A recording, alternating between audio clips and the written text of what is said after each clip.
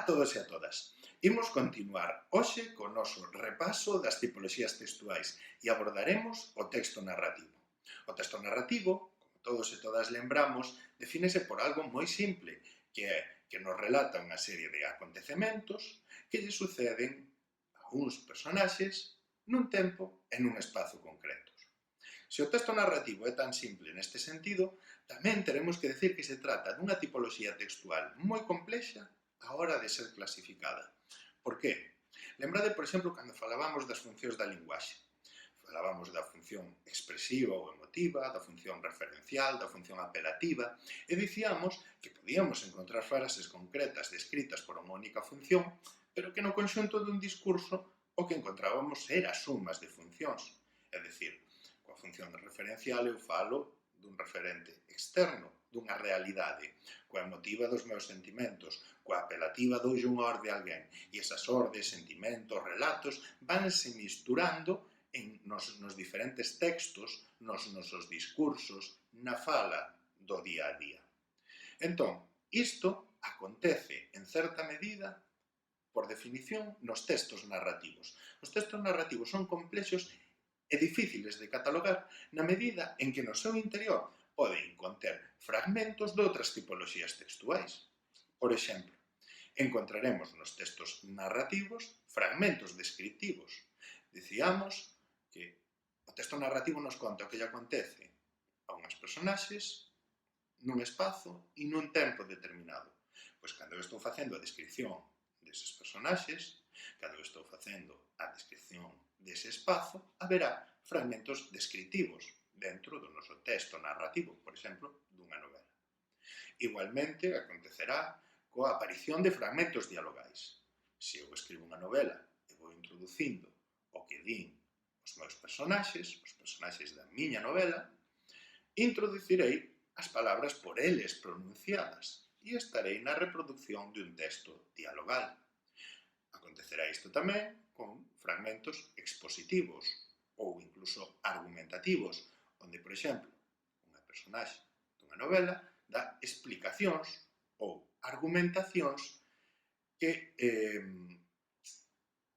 nos levan a saber o que pensa dun determinado tema, ou o propio narrador ou narradora da propia novela poderá dar argumentos, explicar o que pensa con respecto a determinados temas.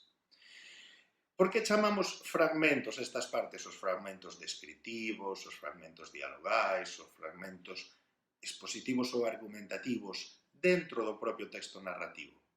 Pois chamámoslos fragmentos precisamente por iso, porque o todo sería o porque o todo sería o texto narrativo e cada un deses fragmentos serían partes e non serían textos. Lembrades que cando falamos do que era un texto no seu momento, dixemos que un post-it colocado na porta dunha neveira que diga "volvo agora" é un texto completo. Por que? Porque nos transmite todo un conxunto de información.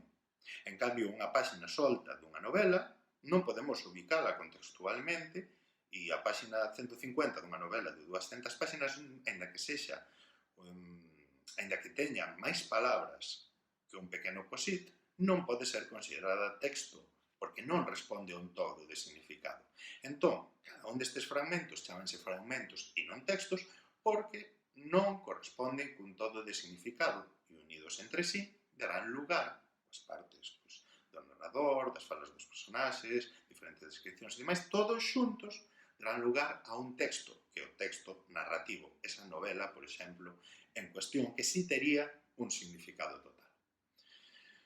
E temos que lembrar aínda unha cousiña máis dos textos narrativos na súa definición, e é que habitualmente asociamos os textos narrativos á literatura. Vedes que incluso na propia explicación eu falei varias veces de novela, pero os textos narrativos encóntranse tamén noutros ámbitos.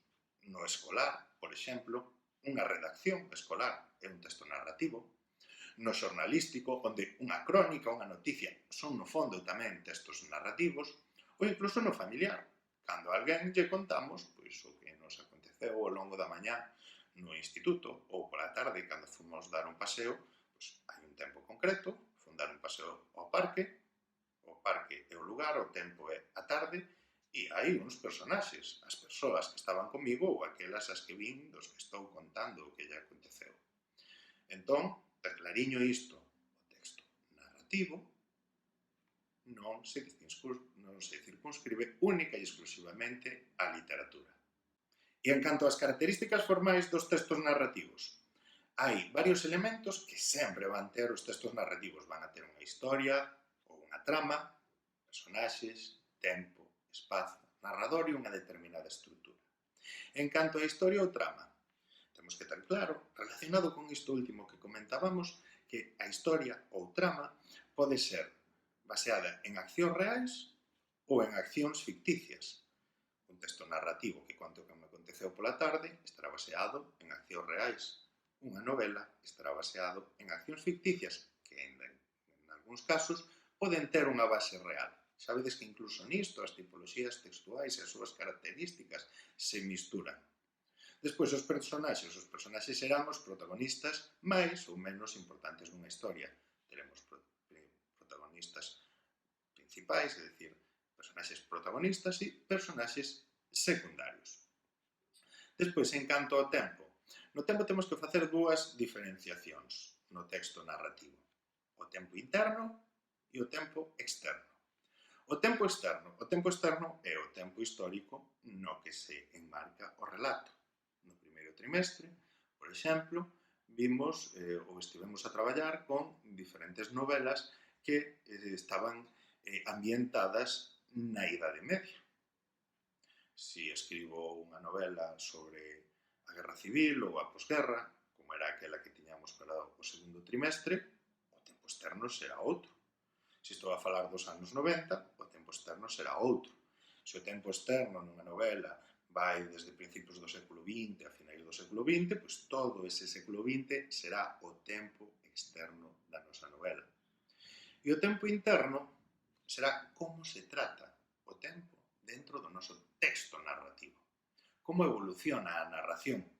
Si evoluciona lentamente, si vai despaciño, porque teño abundantes descripcións ou diálogos dos personaxes que teño que ler, se hai determinados saltos temporais. É dicir, por exemplo, eu podo dedicar 3 páxinas dunha novela a relatar 10 segundos nos que algo moi grave lle aconteceu a un personaxe e describir como se transformaba a súa cara, o que lle pasaba por dentro. Sí? Tempo lento. Podo facer un tratamento do tempo rápido. Cando digo, Xoán chegou, viu todo o que había, non lle gustou, decidiu coller o coche, marchar. Así, chegou a Lugo. E en Lugo tampouco encontrou aquilo que estaba buscando e decidiu voltar para a Guarda. Como vedes, o tempo que se necesita para facer todo iso é moito maior que o daquela descripción de algo que en 10 segundos lle acontecía a alguén e que eu relataba ao longo de 3 páxinas. Para isto, necesitamos tamén os saltos temporais. Nunha novela, obviaremos determinadas partes que non teñen interese para a trama e centrarémonos en determinados momentos narrativos. Por iso, decimos que o tempo externo é aquel no que se ambienta unha narración e o interno ten que ver coa axilidade, lentitude, saltos que se producen na narración para contar as partes fundamentais ou que son do interese daquel que escribe a novela e, en consecuencia, que o será tamén dos seus lectores e lectoras. En canto ao espazo, moi simple, o espazo é o lugar ou lugares onde se produce a acción narrada. Estes espazos poden ser reais, poden ser imaginarios, poden ser interiores, poden ser exteriores. E chegamos así ao narrador. O narrador ou narradora, que é aquela voz sempre ficcional que nos conta a historia. Lembrade, sempre ficcional. Cando ao principio do curso falábamos do que era a literatura, comentábamos que na literatura sempre hai un pacto ficcional entre o autor ou autora e os seus lectores.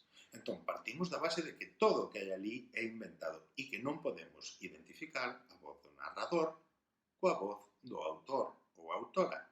O narrador ou narradora será nese sentido, entre aspas, un personaxe máis, pero cunhas características distintas que o individualizan.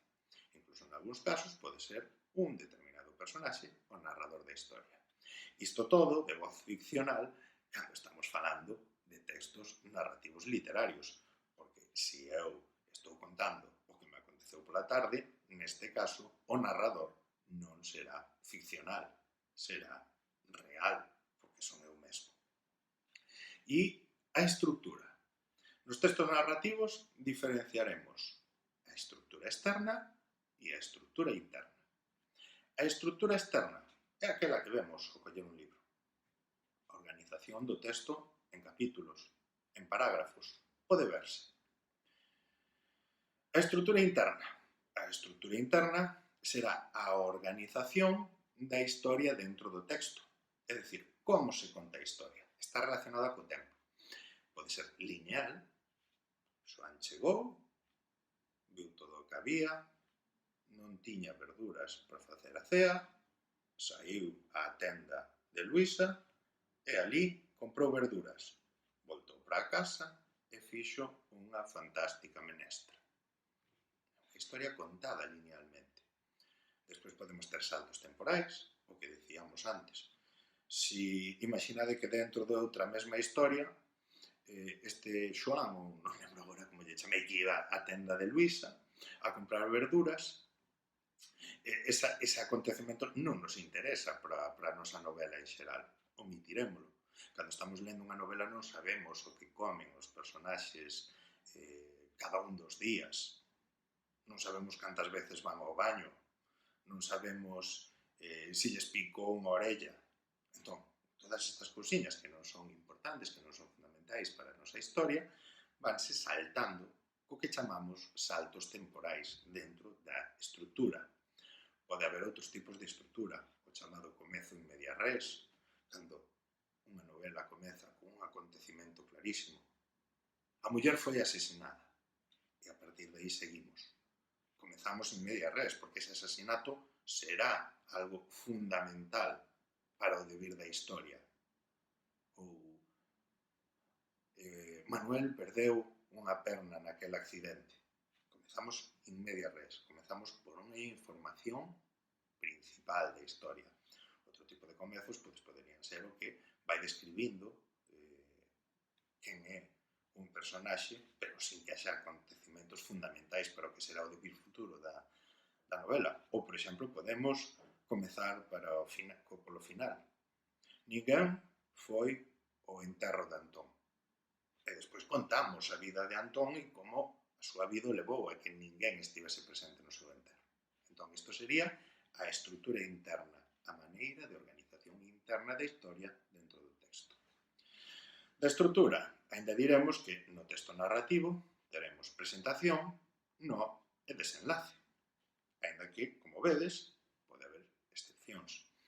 A presentación, na presentación vaise nos presentar o espazo, o tempo e os personaxes da historia. O nó é aquela parte central na que máis avanza a historia e o desenlace será, lóxicamente, o remate ou a conclusión. E agora, os trazos lingüísticos dos textos narrativos. E con isto acabamos por hoxe. Dixemos que os textos narrativos serán textos moi complexos, moi diversos, e nese sentido é bastante complicado tamén ofrecer unha serie de características para os seus trazos lingüísticos, pero sí costuman ter unha serie de características comúns. Por exemplo, estamos contando accións, estamos contando o que alguén fai ou o que alguén lle acontece. Por isto predominarán os verbos. Os verbos, como sabemos, son a categoría que expresa as accións. A categoría verbal é quen expresa as accións. Dentro dos verbos teremos abundantes verbos predicativos, por seren tamén os que expresan as accións. Usaremos boa parte destes verbos en pretérito. Por qué? Porque cando estamos narrando, o habitual é que contemos feitos que xa aconteceron. Entón, empregaremos o pretérito do indicativo, o copretérito ou incluso o presente, pero nun daqueles usos especiais que vimos cando falábamos dos tempos verbais, que sería neste caso o presente histórico para contar feitos que xa aconteceron. Por exemplo, se eu digo o emperador romano chega á Galaequia, cruza o río Limia e avanza na colonización do territorio. Todos eses presentes que empregamos están nos contando algo que aconteceu no século I a.C. E, finalmente, terán moita importancia os adverbios, as conxuncións e as expresións temporais, porque, como estamos dicindo, tanto os adverbios como as conxuncións como as expresións temporais axudaránnos a organizar cronolóxicamente a historia, ben de maneira lineal ou ben para facer eses saltos temporais, esas digresións, eses apagamentos de información dos que antes falábamos. E estas características é moi habitual que se dean non só nos textos narrativos ficcionais, senón tamén naqueles textos narrativos que inzan o noso día a día. É dicir, estas características danse tamén cando eu quedo cun amigo para tomar un café e lle conto como me foi pola mañá no traballo. E até aquí, xa vedes que é un tema moi sinxeliño, faced as tarefas, espero que estedes acabando ben o curso, dúbidas no noso chat, como facedes habitualmente, se as temos con respecto a este tipo de tema, que xa digo que é moi sinxeliño, e que nada, que espero que esteades ben e que vos boto de menos. Chao.